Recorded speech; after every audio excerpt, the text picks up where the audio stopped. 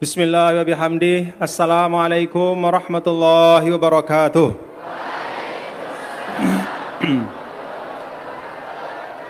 Assalamualaikum warahmatullahi wabarakatuh.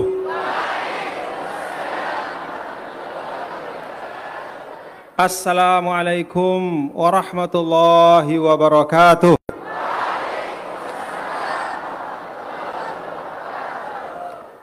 Alhamdulillah, alhamdulillahilladzi an'ama alaina bi ni'matil imani wal islam. Asyhadu an la ilaha illallah wahdahu la syarikalah wa asyhadu anna sayyidana Muhammadan abduhu wa rasuluhu la nabiyya ba'dah. Allahumma shalli ala hadzal nabiyil karim sayyidina wa maulana Muhammadin Sayyidil Anbiya'i wal Mursalin Syafi'ina yaumaddin Sayyidina Maulana Muhammad wa ala alihi wa sahbihi wa man tabi'a hudahu ila yaumiddin. Allahumma aslih ummata Muhammadin sallallahu alaihi wasallam wa farij an ummati Muhammadin sallallahu alaihi wasallam warham ummata Muhammadin sallallahu alaihi wasallam wanshur wahfaz wa ayyid nahdatal watani fil alamin wa ammir nahdatal watani diniyatal islamiyata ala madhhabi ahli sunnati wal jama'ati ila yaumiddin bihaqqi Muhammadin sallallahu alaihi wasallam. Amma ba'du. Hadratul mukarram Amidu Ma'hadi Darul Quran wal Hadith Al-Majidiyyati Syafi'iyah, Tuan Guru Haji Muhammad Yusuf Ma'mun, kita doakan beliau disehatkan dan diafiatkan. Hudurul masyayikh, masyayikhul ma'had, akramakumullah wa hafizakumullah. Para masyayikhul ma'had yang hadir, yang membersamai kita juga pada pagi hari ini yang tidak dapat saya sebutkan satu persatu, semuanya kita doakan semoga Allah Ta'ala sehatkan, afiatkan, dan terus memberikan kekuatan kepada para masyayikh kita semua, dan juga para pimpinan-pimpinan dari lembaga pendidikan di pondok pesantren yang kita cintai, termasuk diantaranya para asatidz wa ustadzat. Semoga Allah Ta'ala sehatkan beliau-beliau semuanya. Yang saya hormati Ketua Yayasan Pendidikan Hamzan Wadi, Bapak Al-Ustadz Haji Muhammad Jamaluddin, yang tadi telah memberikan sambutan dan memotivasi kita semua, mendoakan kita semua, mengajak kita berdoa. Mudah-mudahan tahun yang akan datang ini lebih banyak berkah Allah Ta'ala terlimpah kepada kita semua. Bapak-bapak dan ibu-ibu, hadirin dan hadirat sekalian, para santri dan santriwati, tulab dan thalibat, alhamdulillah wa syukrulillah. Fi akhir as-sanah, di akhir tahun ini, alhamdulillah kita bersama dikaruniakan oleh Allah Ta'ala menutup tahun 1443 Hijriah dengan sebaik-baik hari, Sayyidul Ayyam, Yaumul Jumu'ah. Alhamdulillah. Karena itu, kepada kita semua, para santri dan santriwati, tadi Haji Muhammad Jamaluddin sebagai ketua yayasan mengingatkan kita untuk muhasabah, untuk tadi mengingat Haji satu Muhammad tahun Jamaluddin yang hari ini adalah hari terakhirnya, khususan tulabal ilm, para tulab dan talibat. Bagaimana kalian sudah menjalani satu tahun ini?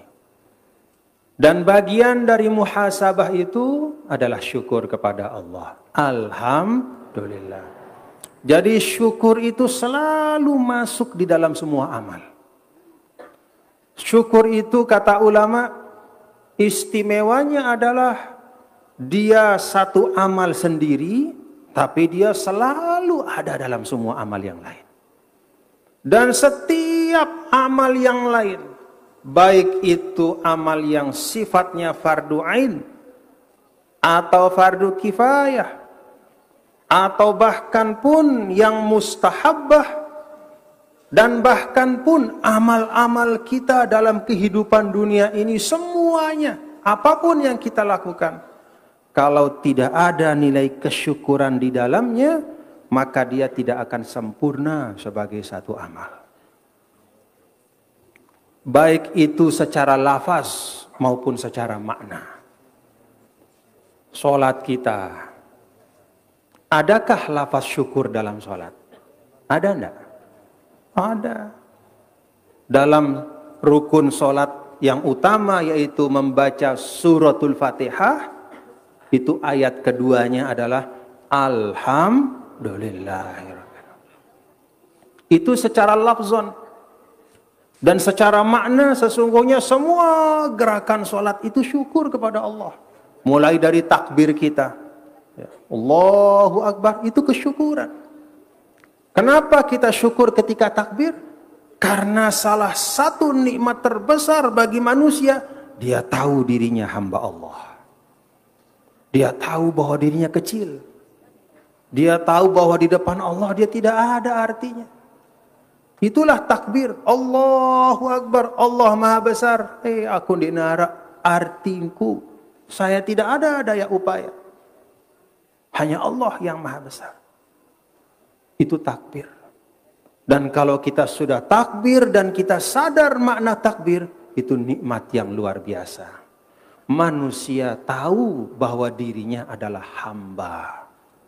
Maka hilang sombong, hilang takabur.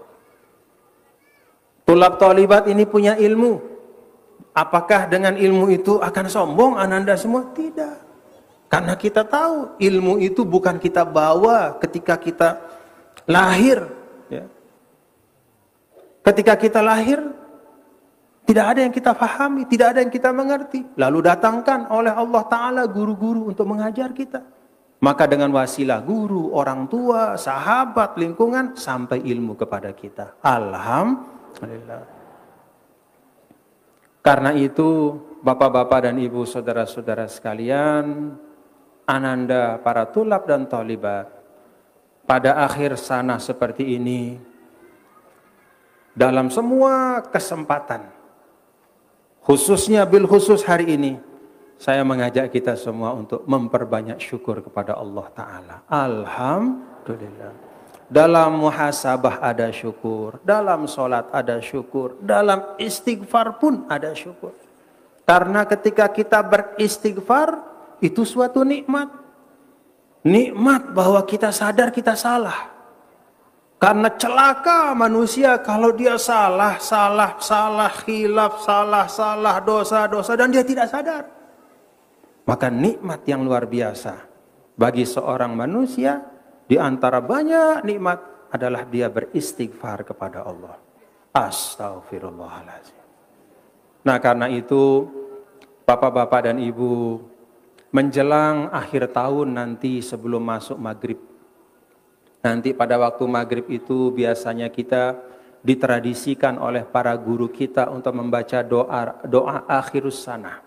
Lalu ketika sudah masuk maghrib, kemudian selesai sholat maghrib, kita membaca doa awal sanah. Sebelum doa akhir sanah itu, ditradisikan oleh para ulama kita untuk membaca beberapa hal. Mari kita baca hari ini. Pertama, kita baca Sayyidul Istighfar 3 kali. Diikuti dengan sholawat 3 kali, diikuti dengan ayat kursi 3 kali, dan terakhir kita baca Al-Baqiyatus Shalihat 3 kali. Saya baca bersama-sama dengan seluruh hadirin dan hadirat sekalian. Kita mulai dengan Sayyidul Istighfar. Bismillahirrahmanirrahim. Allahumma anta rabbi la ilaha illa anta khalaqtani wa ana 'abduka wa ana 'ala 'ahdika wa wa'dika mastata'tu a'udzu bika min syarri ma sana'tu abu'u laka bi ni'matika 'alayya fa innahu la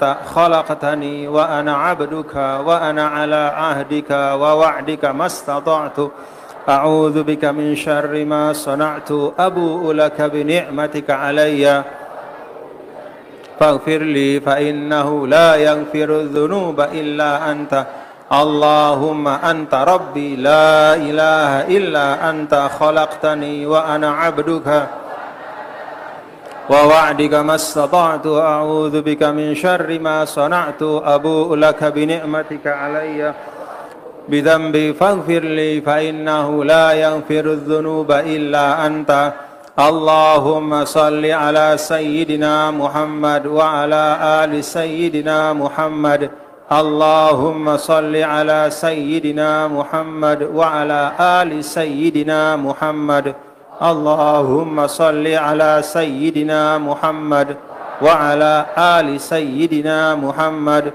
Bismillahirrahmanirrahim Allahu la ilaha illa huwal hayyul qayyum la ta'khudhuhu sinatun wa la nawm lahu ma fis samawati wa ma fil ard man dhal ladzi yashfa'u 'indahu illa bi idhnihi يعلم ما بين أيديهم وما خلفهم ولا يحيطون بشيء من علمه وسع كرسيه السماوات والأرض ولا يؤوده حفظهما وهو العلي العظيم بسم الله الرحمن الرحيم الله لا إله إلا هو الحي القيوم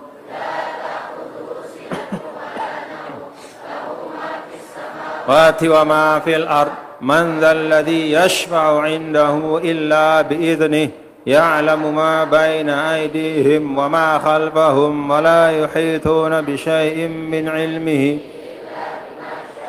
وسع كرسيه السماوات والأرض ولا يؤوده حفظهما وهو العلي العظيم بسم الله الرحمن الرحيم الله لا إله إلا هو الحي القيوم لا تأخذه سنة ولا نوم له ما في السماوات وما في الأرض من ذا الذي يشفع عنده إلا بإذنه يعلم ما بين أيديهم وما خلفهم ولا يحيطون بشيء من علمه إلا بما شاء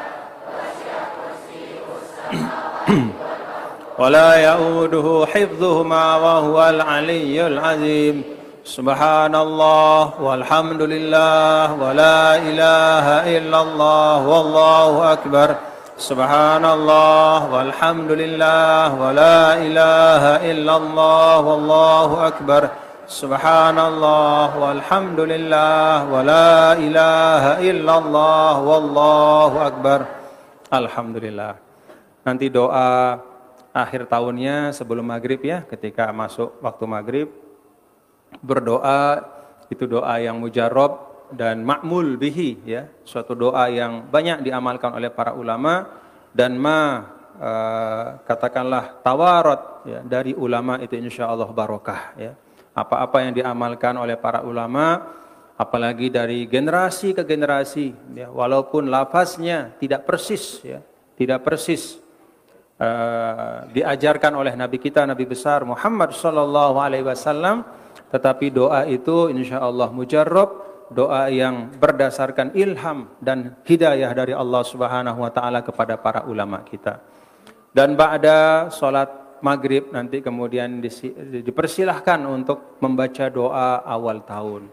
Mudah-mudahan doa demi doa, termasuk pada pagi hari ini ya, para ulama mentradisikan untuk membaca Sayyidul Istighfar, membaca sholawat, membaca ayat kursi, membaca Al-Baqiyatus Shalihat. Itu adalah cara kita untuk bersyukur kepada Allah Subhanahu wa taala. Alhamdulillah. Bapak-bapak dan ibu, hadirin dan hadirat sekalian yang dirahmati Allah, para tulab dan talibat, ananda semua yang saya cintai dan kita semua, kami semua para masyayikh, para ustaz, ustazah, seperti orang tua kalian semua, ananda itu mendoakan semua para santri dan santriwati di pondok pesantren Darun Nahdlatain dan juga di semua sekolah NWDI. Kami semua mendoakan mudah-mudahan razaqakum ilman mubarakah, fatahallahu alaikum futuhal arifin. Ananda semua diberikan ilmu, diberikan rezeki. Razaqakum, Allah beri rezeki, ilman mubarakah, yaitu ilmu-ilmu yang diberkahi. Fatahallahu alaikum futuhal arifin, dan hati ananda semua, pikiran ananda semua, otaknya, hatinya Allah Ta'ala bukakan untuk mendapatkan semua ilmu-ilmu dan hikmah yang terbaik yang bisa menjadi bekal untuk ananda menjalani kehidupan, menjadi pejuang agama, bangsa dan NWDI insyaallah. Bapak-bapak dan ibu, alhamdulillah wa syukrulillah. Tentu pada saat 1 Muharram atau menyambut tahun baru Islam, ya, kita semua mengenang, bersyukur, mengenang perjalanan dakwah, mengenang kehidupan baginda Rasulullah sallallahu alaihi wasallam yang tidak ada kesia-siaan di dalamnya. Semuanya adalah perjuangan.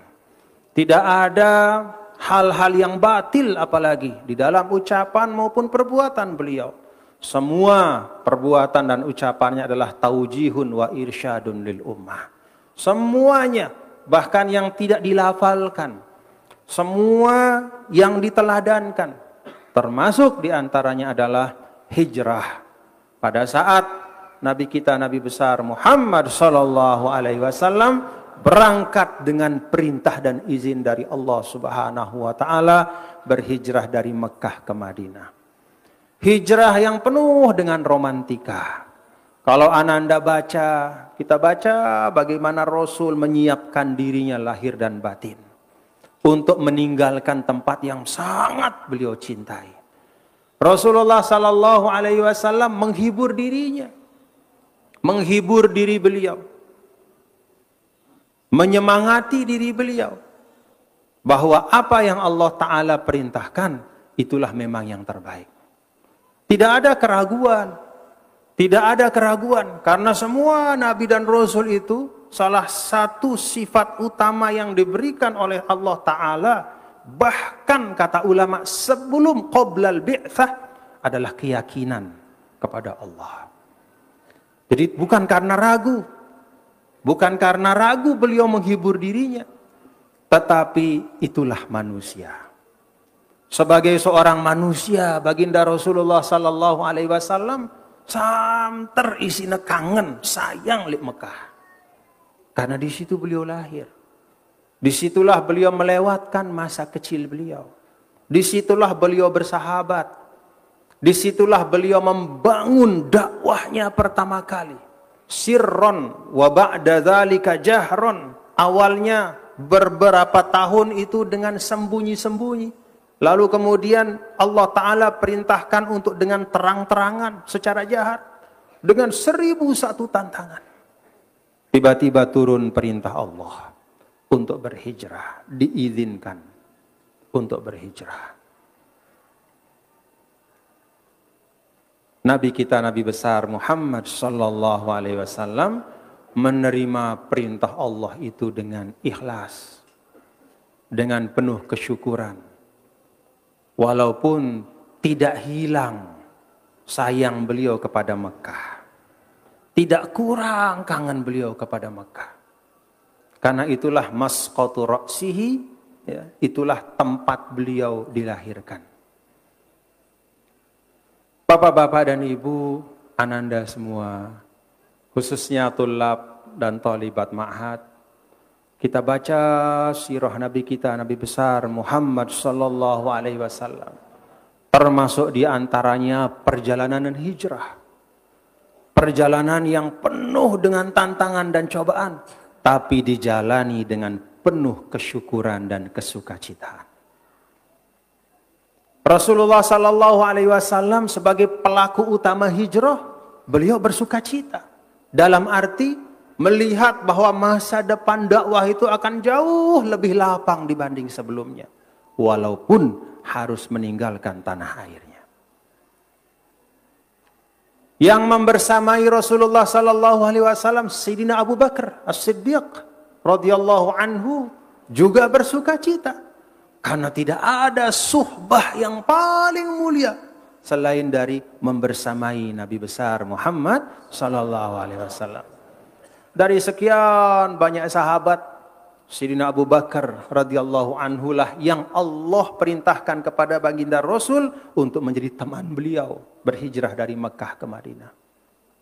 Karena itu kalau kita baca penjelasan dari para ulama menjelaskan mengapa para ulama Ahlus Sunnah wal Jamaah ijma' bahwa Sayyidina Abu Bakar As-Siddiq adalah afdalus sahabah, adalah sahabat yang paling utama dari semua sahabat-sahabat yang hebat. Salah satu istidlal, paling tidak istiqnas, yang diambil sebagai pelajaran dan bahkan juga sebagai dalil oleh sebagian ulama adalah karena Sayyidina Abu Bakarlah yang ditunjuk dan dipilih oleh Allah untuk menemani baginda Rasulullah sallallahu alaihi wasallam berhijrah. Jadi sukacita. Walaupun sukacita itu bukan berarti tidak ada kesedihan. Sukacita itu bukan berarti tidak ada kesusahan, tidak ada keresahan. Ketika berada dalam Gua Thur, Sayyidina Abu Bakar As-Siddiq sempat resah, bukan kepada dirinya, tapi kepada Sayyidina Rasul. Khawatir kalau orang Quraisy yang mengejar itu menengok, kemudian melihat ada jejak kaki di dalam Gua Thur, lalu dia tahu bahwa Sayyidina Rasul bersama Abu Bakar As-Siddiq itu ada di dalam. Sempat resah. Maka Rasul sallallahu alaihi wasallam yang menenangkan, la tahzan innallaha ma'ana. La tahzan innallaha ma'ana. Karena itu untuk ananda semua yang tengah menjalani satu perjuangan hari ini. Ini perjuangan menuntut ilmu itu adalah min afdolil jihad. Inilah jihad. Kan kata ulama itu al-jihad ala hasabil mujahid. Bahwa jihad itu adalah sesuai dengan keadaan masing-masing manusia. Kalau bagi penuntut ilmu, apa jihadnya? Jihadnya itu belajar. Jihad kalian itu belajar, bukan demo. Jihad kalian itu mutola'ah, memahami, berupaya mengerti tafaqquh fiddin. Itu sudah jihad yang paling besar untuk kalian. Sebagai talibul ilm. Kalau sebagai seorang yang katakanlah minal agniya, dia diberikan rezeki yang lapang oleh Allah Subhanahu wa taala, selapang-lapangnya. Katakanlah dia sebagai pedagang yang sukses, maka jihad dia adalah al-jihad bil mal. Itu yang utama. Yaitu berjihad dengan hartanya. Dan demikian pula dengan keadaan kita masing-masing, bapak-bapak dan ibu. Termasuk ibu-ibu, inak-inak tiang yang ada di rumah sebagai jamaah. Bukanlah seorang ustazah, katakanlah bukanlah seorang yang menjadi dosen misalnya. Bukanlah seorang yang katakanlah memiliki usaha yang besar misalnya. Rumah tangga biasa. Apa jihad dari ibu-ibu ketika berada di rumah tangga masing-masing? Berjihad, berkhidmat untuk keluarganya. Itulah jihad.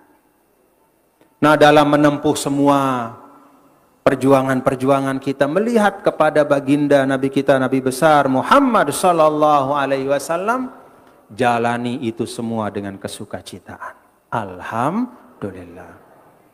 Bukan berarti ndik narak kesedihan, ndik narak tantangan, ada pasti tantangan. Karena memang hal yang baik itu selama dia semakin baik, selama dia semakin mulia, pasti akan semakin besar tantangannya. Kalau kita mau ngambil telur ayam, cukup kita pergi ke kandang ayam, tidak susah. Tapi kalau Ananda mau mengambil telur Raja Wali, itu harus naik ke puncak gunung. Mendaki. Belum lagi kalau sudah dapat telurnya, induknya bisa marah, dipatok. Tantangannya besar. Baydul Anuq, itu telur Raja Wali. Jadi selama kita, Ananda semua meyakini, Ananda ini semua meyakini sekarang, sebagai tulabul ilm sedang berjihad, maka jalani dengan kesukacitaan. Bukan berarti tidak boleh sedih, bukan berarti tidak boleh nangis, silahkan nangis, tapi jangan lama-lama nangisnya. Bukan berarti tidak boleh kangen kepada orang tua, silahkan kangen, tapi bawa kangen itu dalam doa Ananda. Seperti Rasulullah SAW, seperti Sayyidina Abu Bakar, bahwa kesedihan, keresahan, ya, bahkan kadang-kadang kesusahan, beban-beban yang berat, itu tidak menghalangi untuk terus berjalan dari Mekah Madinah. Dan kebahagiaan itu juga tampak pada yang menyambut, yang melakukannya, yaitu baginda Rasul, dengan kebahagiaan dan kesyukuran. Yang menemaninya Sayyidina Abu Bakar dengan kebahagiaan dan kesyukuran. Yang menyambut pun, yaitu Al-Ansar, orang-orang yang ada di Madinah, itu juga menyambut Nabi kita, Nabi besar Muhammad sallallahu alaihi wasallam dengan penuh kesyukuran. Maka dilantunkanlah Tala'al badru alaina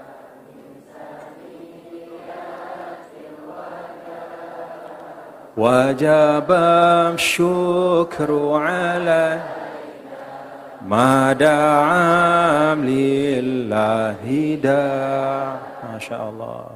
Ayyuhal mab'uthu fina ji'ta bil amril muta' ji'ta syarraftal madinah marhaban ya khairada'. Masya Allah. Itu kebahagiaan. Makanya Ananda semua, para tulab talibat, kalau menyanyikan lagu itu jangan berjorak-jorak, renungkan mana. Al-Badru di situ bukan saya, bukan Anda, bukan kita, tidak. Al-Badru Rasulullah. Olah Al-Badru itu menghadirkan bagaimana Rasulullah sallallahu alaihi wasallam bagi kita tidak hanya manusia biasa. Kalau ada orang mengatakan, oh Rasulullah itu kan manusia biasa. Buktinya di dalam Al-Quran. Apa? Innama ana basyarum mithlukum. Sesungguhnya aku ini adalah seorang manusia seperti kalian. Maka jangan kita berlebih-lebihan. Jangan kita terlalu banyak-banyak memuji. Nanti kelewatan. Bagi kita umat Islam, Rasulullah SAW bukanlah manusia biasa. Bahkan di ayat itu pun, innama ana basyarum mislukum, itu belum selesai. Yuha ilayya. Saya adalah seorang manusia seperti kalian yang diwahyukan padaku. Yuha ilayya annama ilahukum ilahu wahid. Siapa yang diwahyukan selain Rasul kan tidak ada. Artinya ayat ini menegaskan basyariyatul Rasul, iya betul, Nabi adalah manusia. Ada daging, ada tulang seperti kita, tapi dia dapat keistimewaan yang tidak ada seorang pun mendapatkan keistimewaan sampai akhir zaman. Yuha ilayya, diwahyukan kepadanya, yaitu kitab yang merupakan kitab suci terakhir, kitab suci pamungkas, pedoman bagi manusia sampai akhir zaman. Nabi kita, Nabi besar Muhammad sallallahu alaihi wasallam. Ananda ketika menyanyikan Tola al-Badru di awal pengajian, di maulid, renungkan maknanya. Supaya kita tahu kadar dari Nabi kita. Tidak mungkin kita akan bisa memuliakan seseorang kalau kita tidak tahu kadarnya. Tidak mungkin kita bisa bersikap yang tepat kepada seseorang kalau kita tidak tahu kadar orang itu. Kalau kita jahil, maka dalam Al-Quran, la tarfa'u aswatakum fawqa sautin nabi. Ada orang-orang Badui yang karena kebaduian mereka datang dari padang pasir pergi ke Madinah, dia bawa adat Badui yang teriak-teriak kepada temannya satu sama lain. Maklum Badui itu kan jaraknya jauh-jauh. Kemahnya beda-beda. Sehingga kalau mau didengar oleh teman ya harus teriak. Kalau bepesi ini didengar si Batur. Ya, oi, karena Batur jauh. Ya, dengar. Dibawalah adat Badui itu ke Madinah, tempat yang di situ ada Rasul. Ketika datang ke Rasul sallallahu alaihi wasallam bertamu di depan pintu, dia bawa adatnya ketika di tabana pasir, dia teriak. Maka diingatkan oleh Allah, la tarfa'u aswatakum fawqa sautin nabi. La taj'alu du'a ar-rasul ya, ka du'a ba'dikum ba'dha. Jangan kau jadikan cara memanggil Rasul ya, bainakum ka du'a ba'dikum ba'dha, seperti kamu memanggil kepada teman satu sama lain. Hei Tuan Guru Salah misalnya, Tuan Guru Salah ya. Tuan Guru Aziz, nggak boleh begitu. Ya Rasulullah, ya Sayyidi, ya Nabi Allah, ya Habibi. Itulah Nabi kita, Nabi besar Muhammad SAW. Maka pelajaran hijrah Bapak-bapak dan Ibu, selain mengajarkan kita tetap bersyukur, bergembira di tengah perjuangan, menjalaninya dengan penuh kesyukuran. Walaupun ada 1001 tantangan, hijrah juga mengajarkan bagaimana kita beradab kepada pemimpin-pemimpin kita, khususnya kepada baginda Nabi besar Muhammad sallallahu alaihi wasallam. Dan pelajaran adab itu bisa datang dari mana saja. Sebagaimana halnya dalam hijrah itu, dari mana pelajaran adab tentang kemuliaan Rasul? Datangnya dari orang Ansor. Orang Ansor yang relatif baru kenal Islam dibanding sebagian sahabat yang sebelumnya sudah kenal Islam di Mekah. Kan kalau kita baca sejarah ya, pada saat bagaimana datangnya bagaimana datangnya masuknya hidayah Islam ke orang-orang Ansor. Dimulai dari datangnya beberapa orang ketika sedang berhaji, lalu Nabi sampaikan kepada mereka, lalu mereka pulang. Datanglah kemudian setelahnya ada 12 orang yang kemudian baiat Aqabah Ula, lalu pulang lagi tahun depan datanglah 72 orang, 2 diantaranya perempuan berbaiat kepada Rasul di Mina. Kaum perempuan berbaiat kepada Rasul di Mina. Itu yang kemudian pulang 72 orang dan kemudian menyebarkan Islam di Madinah. Tidak lama setelah itu turunlah perintah untuk berhijrah, Nabi berhijrah. Orang-orang yang relatif baru mengerti tentang Islam, baru masuk Islam, yang ada di Madinah, justru mereka mampu menampakkan akhlak yang mulia. Justru mereka mampu menempatkan Rasulullah sallallahu alaihi wasallam dalam tempat yang pas untuk kemuliaan Nabi.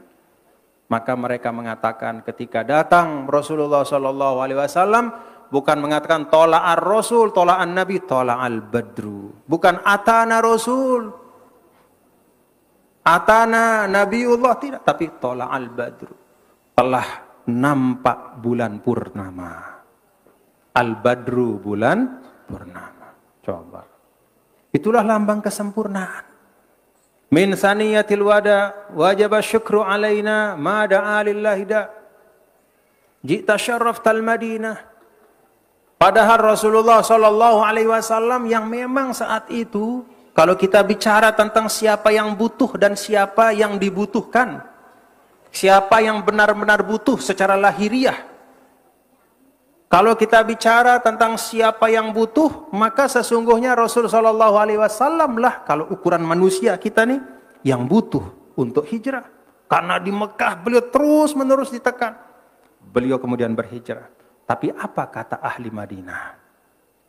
Apa kata orang Madinah ketika menyambut Rasul? Tidak mengatakan selamat datang Muhammad, selamat datang ya Rasul, tidak. Jita syarraftal Madinah. Engkau datang membawa kemuliaan untuk kami. Allahumma sholli wa sallim wa barik. Itu adab.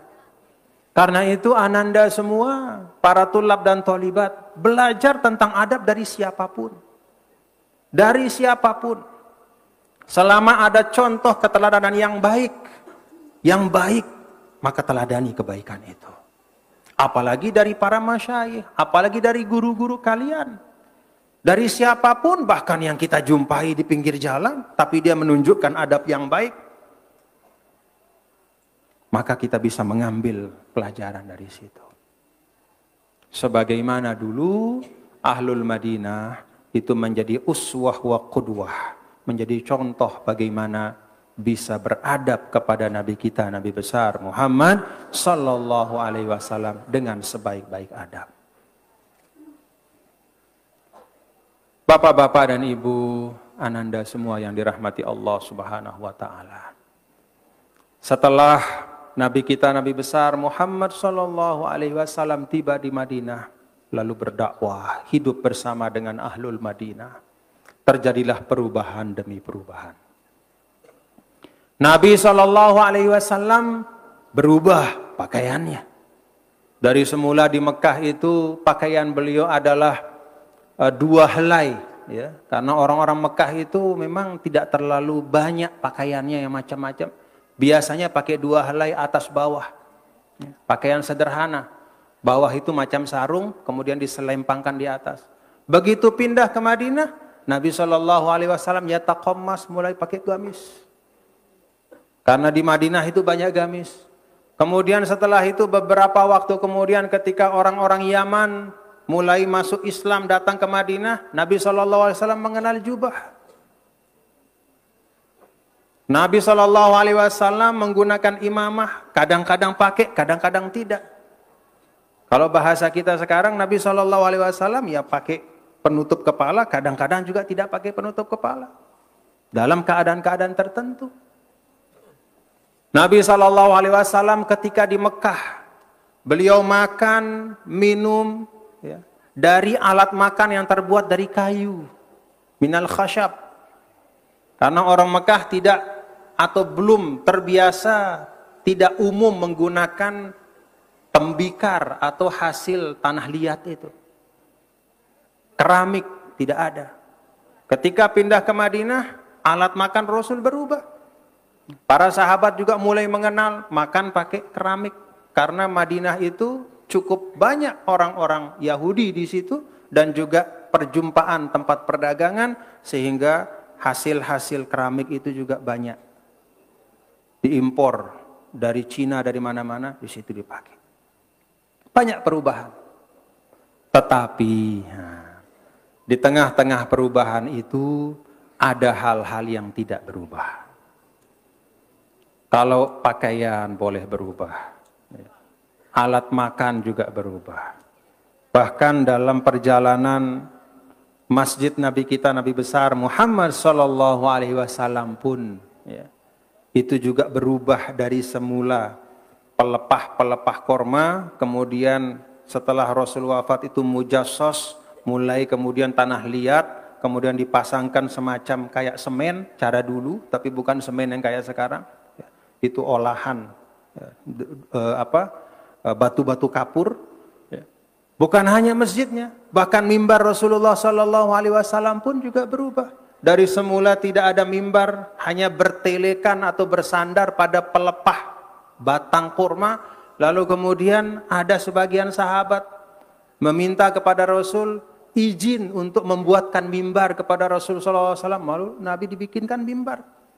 Nabi kemudian naik untuk berkhutbah, naik supaya kelihatan lebih tinggi. Ada dibuatkan satu tempat, naik ke tempat itu, berdiri Rasul di atas tempat yang dibuat. Itu perubahan-perubahan. Qabla hijrah, ba'da hijrah, banyak perubahan-perubahan. Tetapi ada hal-hal yang dijaga oleh Nabi kita, Nabi besar Muhammad sallallahu alaihi wasallam untuk tidak boleh berubah.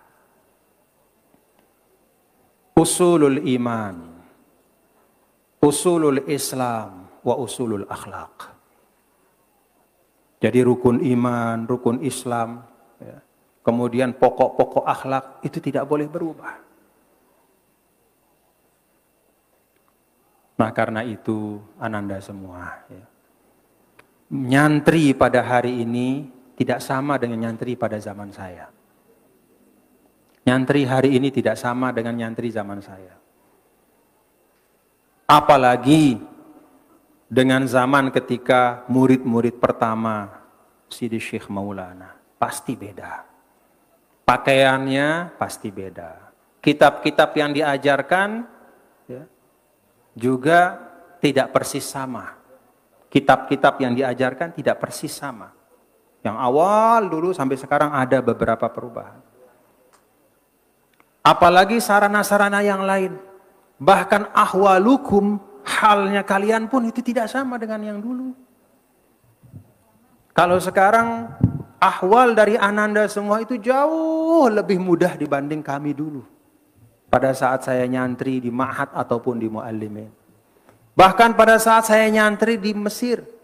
Ya. Nih tuan guru ada tuan guru Zuhdi dan tuan guru Syekh Yusuf Ma'mun di Solatiyah nyantri. Beda kalian sama kami dulu. Ahwalukum itu mukhtalifatun an ahwalina.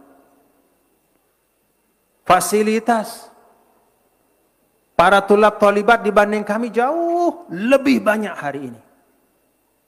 Kalau dulu kami di Kairo, ya, mau beli kitab misalnya mau beli kitab Al-Majmu' Syarh Al-Muhadzab misalnya 30 jilid Imam Nawawi 30 jilid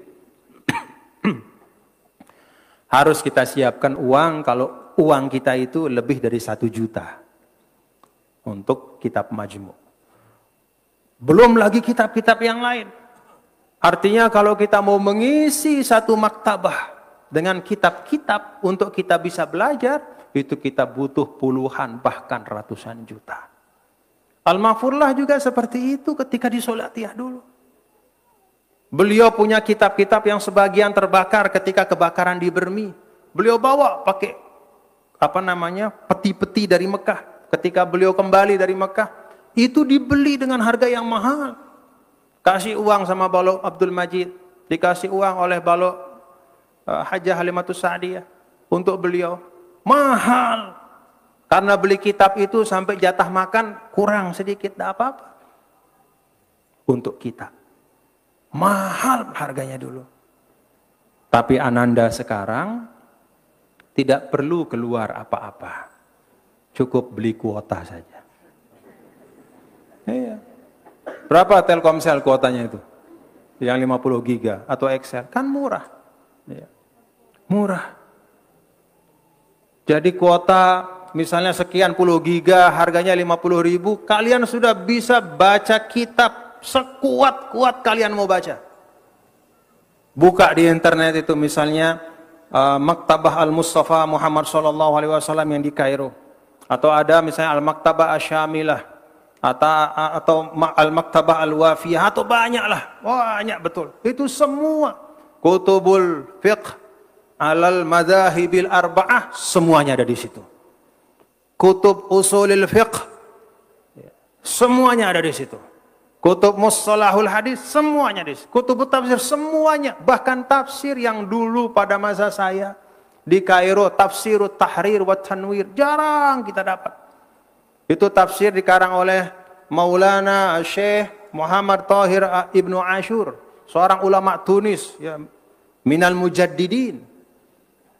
Ulama yang luar biasa. Dulu kita hanya baca Muqtatafat saja. Kita berangkat ke Maktabah Al-Azhar, kita baca satu nuskhoh rebutan dengan yang lain. Yang bacanya 100, nuskhohnya cuma 1. Rebutan kita. Muqtatafat, nukul. Tidak ada kita bisa lihat satu kitab utuh itu. Sekarang kalian cuma berbekal kuota saja. Mudah luar biasa.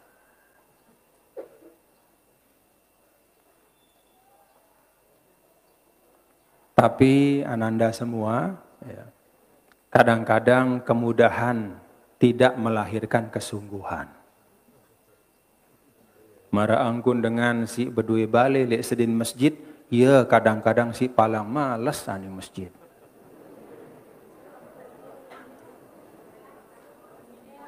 Batur si paling rapat le madrasah, kadang-kadang iya paling males ngaji le madrasah. Kadang-kadang, kan kadang-kadang nu jarang deh. Ya, tentu ini termasuk sida. Ya. Nah, sekarang ananda semua, ya ananda semua yang ada dalam proses belajar menuntut ilmu, semua kemudahan-kemudahan itu rubah dia. Wujudkan dia menjadi satu kesungguhan, jalan untuk lebih lagi. Mun bahasa jamak-jamak, kalau kemudahan itu berbanding lurus dengan kealiman, maka seharusnya para tulab tolibat ma'had hari ini kealimannya berlipat-lipat dibanding kami pada masa saya, apalagi masa yang lalu. Kalau kemudahan berbanding lurus dengan kealiman, artinya mun semakin muda membaca kitab, ndek tulak lelah-lelah lalu aning bembe, ndek tulak nyugulang kepeng luwe-luwe, cukup tembeli kuota 50.000, bau baca kitab, apa sih tembeli baca kitab ini bau terbaca? Kalau kemudahan seperti itu berbanding lurus dengan kealiman, maka sesungguhnya ya, kalau bisa seperti itu, ya, maka ini semua menjadi alamah semuanya. Ini alamah semua. Amin ya Rabb. Tapi kenapa tidak menjadi alamah sebagian? Kenapa? Karena kemudahan tidak dimaknakan sebagai jalan untuk menambah kebaikan. Tapi kemudahan dimaknakan sebagai jalan untuk berleha-leha, untuk bersantai-santai. Sering saya sampaikan anak-anakku, para tulab tolibat, kalau ananda santai hari ini akan susah masa depan. Jangan melihat seorang yang berdiri di atas mimbar pada saat menyampaikan pengajian, apalagi lihat CD Syekh Maulana. Sekarang buka YouTube, lihat Maulana Syekh, bagaimana beliau menyampaikan, bagaimana beliau memberikan pengajian. Jangan lihat Maulana Syekh pada saat beliau menyampaikan itu saja, tapi baca perjuangan beliau ketika menuntut ilmu. Baca perjuangan itu, resapi, pahami. Jangan lihat Tuan Guru Haji Yusuf Ma'mun hari ini saja. Jangan lihat Tuan Guru Solah hari ini, Tuan Guru Abdul Aziz, jangan lihat Ketua Yayasan hari ini. Lihat bagaimana perjalanan panjang menuntut ilmu.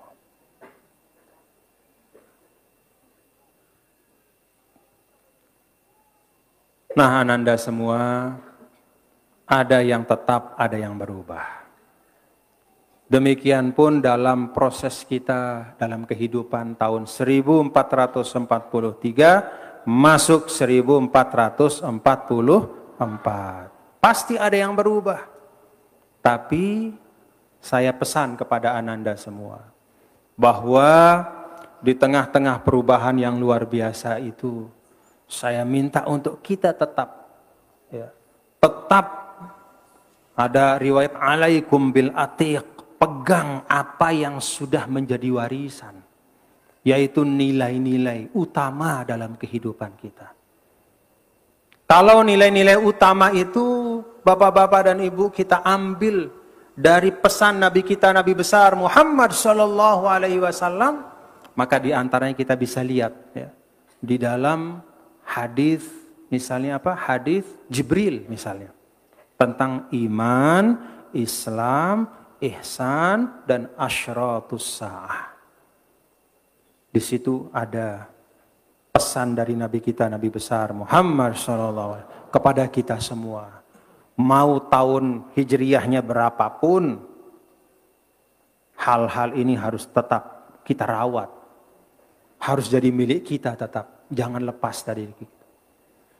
Dalam hadis Jibril, yang kalau kita baca dalam Sahih Bukhari, ya, kita baca dalam Sahih Muslim. Ya. Kalau dalam Sahih Muslim, hadis ini bahkan menjadi hadis pertama. Kalau Sahih Bukhari itu hadis pertamanya innamal a'malu binniyat. Kalau Sahih Muslim hadis pertamanya ini. Ya. Bainama nahnu julusun. Ketika kami sedang duduk, kata Sayyidina Umar ibn al-Khattab bersama dengan Rasulullah sallallahu alaihi wasallam, iztala'a alaina rajulun syadidu bayadi thiyab syadidu sawadi sya'r la yura alaihi atharus safar. Tiba-tiba datang seorang laki-laki, kata Sayyidina Umar. Ada laki-laki yang bajunya putih sekali. Padahal dia datang dari padang pasir. Kalau orang datang dari luar, itu padang pasir itu sering ada badai. Maka pasti bajunya akan kotor. Ini putih luar biasa. Demikian pula rambutnya itu syadidus sawadi sya'r. Rambutnya hitam sekali. Tidak ada melengket bekas-bekas debu padang pasir. La yura alaihi atharus safar. Diperkuat oleh Sayyidina Umar, tidak ada tanda dia baru bepergian orang ini. Lalu duduk depan Nabi, kemudian menanyakan 4 hal kepada Nabi kita, Nabi besar Muhammad sallallahu alaihi wasallam. Yang oleh Imam Muslim dalam kitab sahihnya ini dijadikan sebagai hadis pertama, mendahului ribuan hadis tentang Islam, tentang agama. Karena ini yang penting. Apa itu? Mal Islam, ditanya yang pertama. Muhammad, ya Muhammad, akhbirni mal Islam. Wahai Muhammad, tolong beritahu saya apa Islam. Lalu Nabi antashhada alla ilaha illallah wa anna Muhammadan Rasulullah. Kemudian apa? Yang kedua?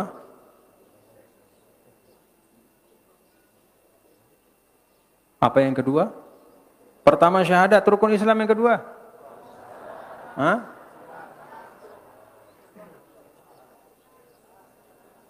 Apa yang kedua? Apa yang ketiga? Zakat dulu. Ya. Wa tu'tiyaz zakat. Baru yang keempat, watasum Ramadan. Lalu yang kelima, menunaikan haji. Wa tahujjal baita. Ya. Ini stata'ta ilahi sabila. 5 rukun Islam. Lalu ditanya yang kedua, mal iman.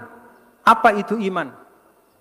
Lalu dijelaskan oleh Rasulullah SAW, antu'mina billah wa malaikatihi wa kutubihi wa rusulihi wal yaumil akhir wa bil qadari wa antu'mina bil qadari khairihi wa syarri.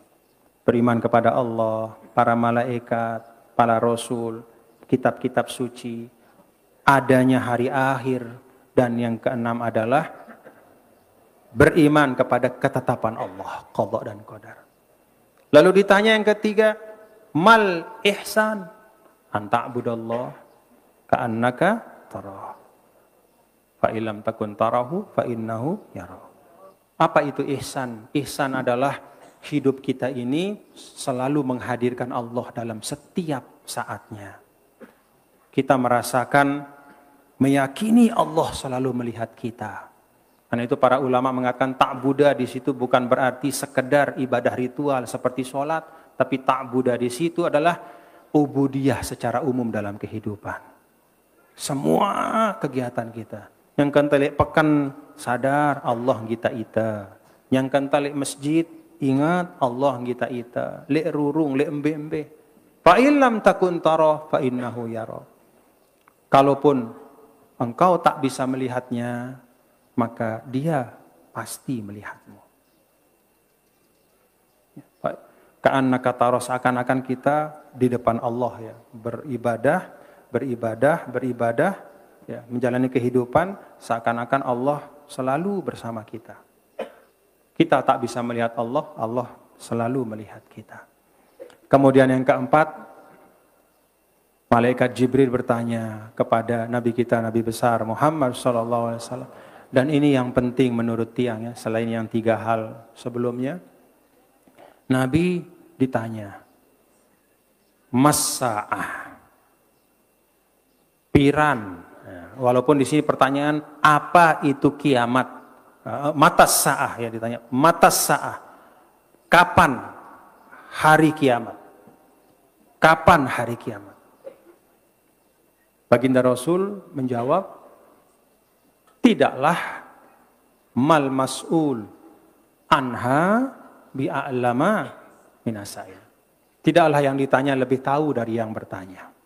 Artinya ilmu kita sama untuk urusan kapan hari kiamat. Tidak ada yang tahu persis. Lalu malaikat Jibril bertanya,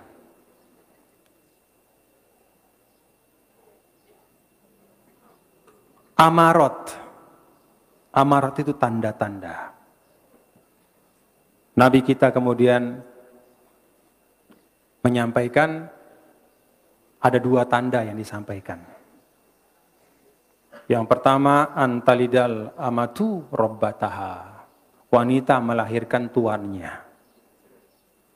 Lalu yang kedua, akan ada masa al-hufat yang biasanya tidak punya sepatu, bertelanjang kaki, al-urat yang biasanya tidak pakai baju atau bajunya itu baju seadanya saja. Antara al-hufat al-urat al-alah, orang-orang yang biasanya fuqara, betul-betul tidak punya apa-apa. Ri'asya, yang biasanya hanya menggembala. Yatatawwaluna fil bunyan. Mereka kemudian membangun gedung-gedung tinggi. Tanda yang pertama ini para ulama menyampaikan penjelasannya kepada kita. Apa yang dimaksudkan perempuan melahirkan tuannya? Banyak penjelasan para ulama. Salah satu di antaranya ungkapan Rasulullah SAW ini menunjukkan bahwa pada hari menjelang datangnya atau semakin dekat hari kiamat itu semakin banyak peperangan dan kehancuran. Kalau terjadi peperangan itu maka biasanya ada tawanan perang. Tawanan perang itu laki-laki ataupun perempuan. Kalau cara dulu tawanan perang yang perempuan itu kemudian menjadi milik dari yang mengalahkan. Jadi kalau ada perempuan dari kelompok yang dikalahkan itu dirampas. Kemudian dia jadi milik dari yang menang. Lalu boleh dipergauli. Kemudian kalau dia sudah lahir anaknya, maka anak itu menjadi tuan daripada perempuan itu. Zaman dulu. Tanda semakin dekatnya hari kiamat adalah semakin banyak peperangan-peperangan dan kehancuran-kehancuran. Yang kedua, kata ulama, arti dari perempuan melahirkan tuannya adalah yaksurul uquq. Banyak anak-anak yang durhaka pada orang tua. Yang namanya orang tua harusnya dia hormati. Jangan sampai berucap kasar, justru diumpat, dihujat, bahkan disakiti, dan tidak sedikit kita baca di mana-mana ada anak membunuh orang tuanya. Jadi hadis ini mengatakan perempuan melahirkan tuannya. Kapan itu? Yaitu ketika seakan-akan sang anak bersikap seperti tuan kepada ibunya. Dia hujat, dia umpat, dia sakiti. Na'udzubillah min. Ini pengingat kepada kita.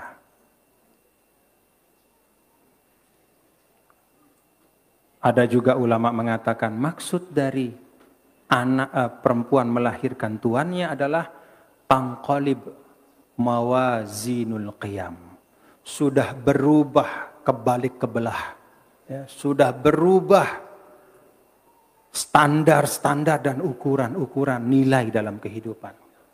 Si semula lai aib, benar-benar aib tegawe nengke wajah di jamak.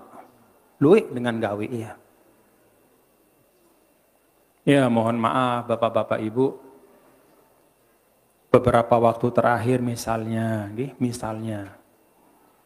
kan ada fenomena di Jakarta. Yang anak-anak muda itu ya. Apa namanya itu? Ya, SCBD, nah, Citayam Fashion Week katanya. Itu istilah. Istilah apa isi istilah itu? Isi dari istilah itu adalah anak-anak muda laki-laki dan perempuan yang berhari-hari bahkan mereka tinggal di situ. Tidur di emperan. Hanya untuk bisa nyebrang jalan sambil joget-joget. Coba bayangkan. Hanya supaya dia bisa nyebrang jalan. Padahal we rurung limbemben deh. Coba renungkan gitu. Anak-anak dari mana-mana datang. Datang sana anak-anak yang mungkin tidak sepenuhnya salah mereka. Sang dengan to'anan di didik ya. Karena orang tuanya tidak peduli kepada mereka. Karena orang tuanya tidak mendidik mereka, tidak mengingatkan mereka.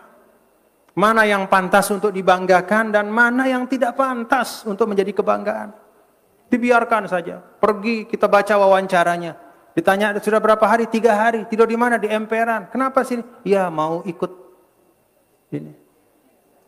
Dia pakai baju, terus dia lenggok-lenggok, dipoto sama temannya, masukkan medsos, jadi kebanggaan. Inna lillahi wa inna.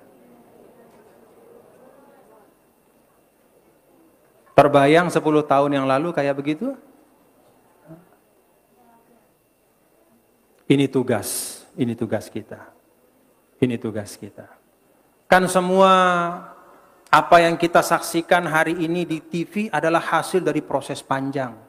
Bagaimana dia dibesarkan di tengah keluarganya. Bagaimana orang tuanya mendidiknya. Kalau dia punya tempat yang nyaman di rumah, dia tidak akan tidur di emperan. Walaupun bukan katakanlah tempat yang mewah, tapi ada kasih sayang. Tidak mungkin dia akan tidur di emperan. Bahkan yang lebih aneh lagi, mohon maaf, al-misliyah. Dengan mama, si Meta dengan mama. Ada di situ dan banyak. Bahkan ada yang saya tonton, diwawancarai. Dan itu kemana-mana videonya saya dapat terima juga. Ndek tebuik-buik mengucap innalillah. Dengan mama, lagu ngadu ke lambi marah dengan Nina. Terus seketahuan mau ngapain di sini? Mau cari suami katanya. Mama, ya mama. Coba, mau cari suami katanya. Innalillahi wa inna. Itu yang kata Rasul, antalidal amatu rabbaha. Nilai sudah terbolak-balik. Atau bahasa al-maghfurlah, hatta yarau hasanam ma laisa bil hasani. Anggapnya bagus, padahal sesuatu sinonya nyida. Bukannya kalau ada orang-orang seperti itu kan istilahnya diobati, ya, diobati, diingatkan. Bukan lalu kemudian diberikan ruang untuk kemudian semau-maunya. Innalillah. Itu kejadian. Nah karena itu ananda semua yang saya cintai. Ada seorang alim besar, ya. Seorang alim besar yang baru saja wafat. Guru kita Al-Maghfurlah Al-Habib Abu Bakar Ali Al-Adni Al-Masyhur. Habib Abu Bakar Al-Adni. Beliau itu termasuk adalah guru dari para guru-guru habaib-habaib yang ada. Termasuk Habib Umar. Habib Abu Bakar ini kalau tidak salah adalah salah satu guru beliau juga. Habib Umar juga mengaji dulu kepada beliau. Wafat 2 hari yang lalu pada hari Rabu. Kita bacakan Al-Fatihah. Semoga Allah Ta'ala merahmati beliau, menempatkan beliau di tempat yang termulia di sisi Allah Subhanahu Wa Ta'ala bersama eyang beliau, yaitu baginda Rasul Sallallahu Alaihi Wasallam. Bersama syuhada salihin. Al-Fatihah. Bismillahirrahmanirrahim. Alhamdulillah. Ar-Rahmanirrahim. Maliki yaumiddin. Iyyaka na'budu wa iyyaka nasta'in. Ihdinas siratal mustaqim. Siratal ladzina an'amta 'alaihim ghairil maghdubi 'alaihim. Habib Abu Bakar ini, bapak-bapak dan ibu, saudara-saudara sekalian. Beliau mengarang banyak sekali tulisan, bahkan dalam kitab khusus yang beliau namakan ya, satu pandangan atau satu bentuk fikih dalam arti kefahaman. Fikih itu artinya kefahaman. Beliau bahasakan atau namakan sebagai fiqhut tahawulat, yaitu bagaimana fikih atau memahami perubahan-perubahan besar yang terjadi di dunia ini. Baik yang waqa'a au sayaqa'u, yang sudah terjadi itu dimulai dari masa Nabi kita, Nabi besar Muhammad sallallahu alaihi wasallam, kemudian terus meninggal baginda Rasul wafat, kemudian yang menimpa keturunan beliau Sayyidina Husain, Sayyidina Hasan, kemudian terjadi pada masa Umayyah, Abbasiyah, terus sampai kemudian hancurnya kekhalifahan di Baghdad oleh Mongol dan terus sampai hari ini. Itu waqa'ah, hal-hal yang sudah terjadi. Au sayakha'u, ataupun yang akan terjadi. Beliau mengambil dari hadis yang tadi kita baca atau kita sebutkan bersama, yaitu hadis Jibril. Beliau mengatakan bahwa fiqhus sa'ah atau fiqhut tahawulat itu termasuk bagian tak terpisahkan dari agama. Jadi kalau kita lihat dalam hadis ini, bukan hanya 3 yang disebutkan oleh Rasul, tapi ada 4. Iman, Islam, ihsan, dan asyratus sa'ah.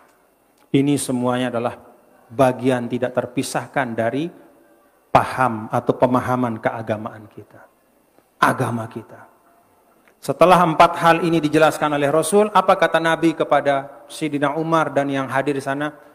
Hadza Jibril atakum yu'allimukum dinakum. Ini Jibril tadi itu. Beliau datang untuk mengajarkan kalian agama kalian. Jadi kata din di situ disebutkan oleh Rasul setelah beliau menyebutkan 4 hal tadi. Dengan kata lain, memahami asyratus sa'ah itu bagian dari din. Perubahan-perubahan yang terjadi. Termasuk yang saya sampaikan tadi yang kalian baca di media sosial. Kalau kalian membaca hal-hal seperti itu, jangan membacanya hanya sebagai kesukaan membaca saja, tapi coba dalami. Kenapa kok yang dulu hal-hal yang mungkar itu, hal-hal yang dulu menjadi aib, suatu yang kemudian berusaha untuk diselesaikan, tidak disebar-sebarkan karena itu sesuatu yang tidak baik. Kok sekarang menjadi sesuatu yang bahkan dikampanyekan? Kalian harus pahami, pahami itu. Karena itu tugas kalian ke depan. Tugas kalian ke depan tidak hanya mengiqra ja'a Zaidun, ndek neno, doroba Zaidun Amron. Ya, tidak hanya sekedar telah memukul si Zaid Amr, doroba fi'lu madi, Amrun fa'il, Amron maf'ul bihi. Tidak hanya itu.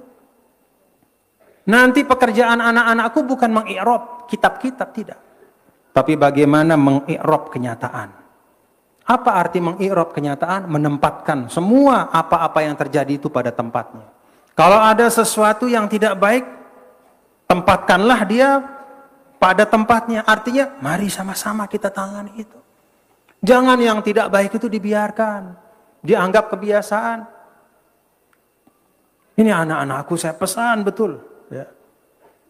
Ingat yang disampaikan oleh baginda Nabi kita, Nabi besar Muhammad sallallahu alaihi wasallam. Asyratus sa'ah itu bagian dari din.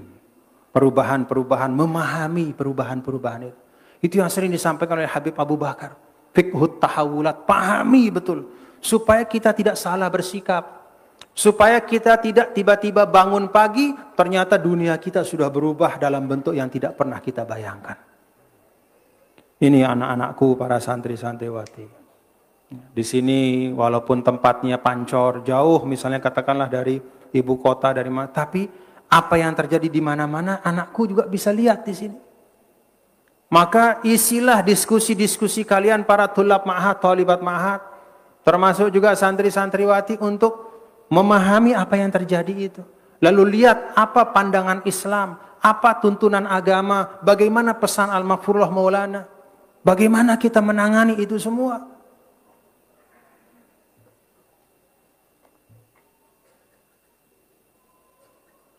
Karena ingat dari ketua yayasan tadi, ada 2000-an santri baru di sini. Itu di luar mahasiswa. Santri saja. Dari TK sampai aliyah. 2000. Belum yang di ma'had, belum di mahasiswa. Kita syukur alhamdulillah.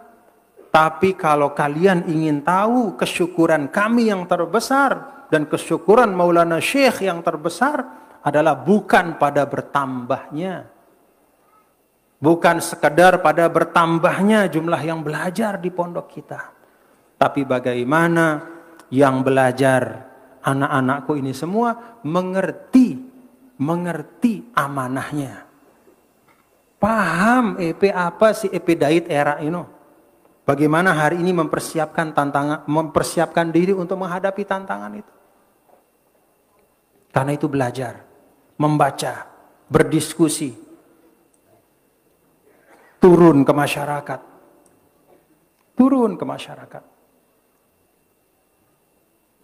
Untuk berdakwah, menyampaikan Islam itu membawa nilai-nilai yang bisa menjadi jalan keluar dari problem yang ada. Sampaikan. Tapi tidak bisa hari ini kalau zaman dulu misalnya, pokoknya yang penting kita yakin Islam benar, lalu selesai. Mungkin zaman dulu bisa, tapi sekarang tidak bisa. Harus jelas apa yang bisa kita tawarkan. Misalnya kayak tadi itu, fenomena seperti yang Citayam itu, apa lalu kita sebagai santri-santriwati, bagaimana kita melihat fenomena itu, bagaimana kita menanganinya, apa yang harus kita lakukan? Karena apa yang terjadi di sana bisa jadi besok lusa terjadi semakin dekat dan ada di tengah-tengah kita. Kan begitu. Sesuatu itu kan awalnya aneh, tapi karena banyak biasa, akhirnya dianggap sebagai sesuatu yang biasa. Jangan sampai model kayak begitu menjadi misalnya apa? Itu kan Citayam. Jangan sampai tidak berani saya sebut nama desa di sini. Jangan sampai jadi di tempat kita lah. Na'udzubillah min. Tapi itu wakil.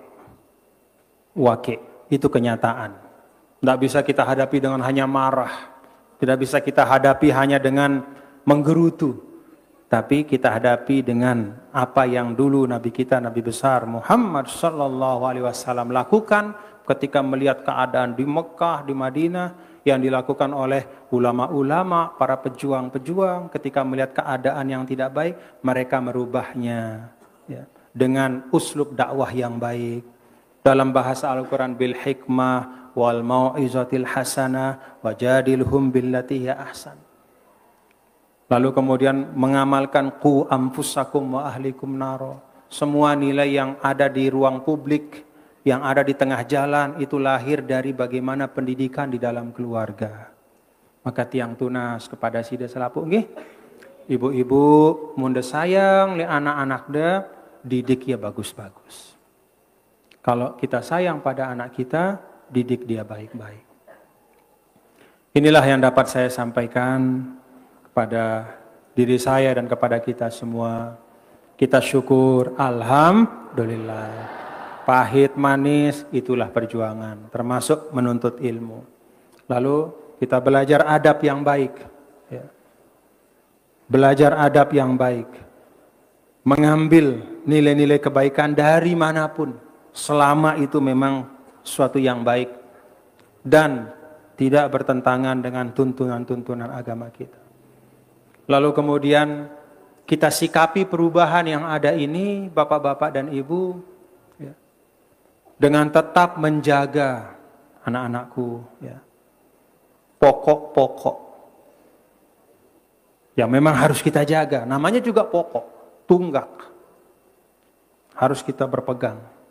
Iman, Islam, ihsan. Kemudian paham terhadap perubahan yang terjadi dan bagaimana menyikapi perubahan itu. Mudah-mudahan tahun yang akan datang, ya, nanti malam berubah tahun secara hijriah, besok, ya, nanti malam sebenarnya karena kan hijriah itu mulai dari malam ya, tenggelam matahari, itu sudah hitungannya 1 hijriah, ya, 1 Muharram, ya, 1444 hijriah. Kita berdoa. Ya mudah-mudahan nanti malam dan seterusnya. Ya mudah-mudahan menjadi waktu-waktu yang lebih berkah untuk kita semua. kesempatan, keluangan yang anak-anakku menjadikannya sebagai jalan untuk menambah kesungguhan dalam menuntut ilmu. Banyak kemudahan, manfaatkan dengan penuh kesungguhan. InsyaAllah razaqakum ilman nafi'an mubarakah. Semoga Allah berkahi kita semua, jaga kita semua lahir batin, diri kita, guru-guru kita, keluarga kita, sahabat kita, madrasah kita, organisasi kita, bangsa kita Indonesia. Bangsa yang dimuliakan Allah ini, semoga Allah jaga kesatuannya, kekompakannya, persaudaraannya pada tahun-tahun yang akan datang dan seterusnya. Ala hadhihi niyyah wa ala kulli niyatin salihah wa ila hadratin nabi. Al-Fatihah. Alhamdulillahirabbil alamin arrahmanir rahim maliki yaumiddin iyyaka na'budu wa iyyaka nasta'in ihdinas siratal mustaqim siratal ladzina an'amta 'alaihim ghairil maghdubi 'alaihim waladdallin amin wallahul muwaffiq wal hadi ila sabilir rasyad. Bapak-bapak, Ibu, tadi Ketua Yayasan menyampaikan insyaallah bulan depan kita berhultah ya. Mudah-mudahan hultah kita juga diberkahi Allah dan sampai hari itu ya, kita tetap jaga, ikuti pedoman-pedoman kesehatan dan semua ya, supaya nanti pada waktu hultah kita bisa melaksanakannya dalam keadaan lebih lapang ya, tidak dalam suasana yang terbatas. Demikian, mohon maaf apabila ada kekhilafannya. Wallahul muwaffiq wal hadi ila sabilir rasyad. Assalamualaikum warahmatullahi wabarakatuh.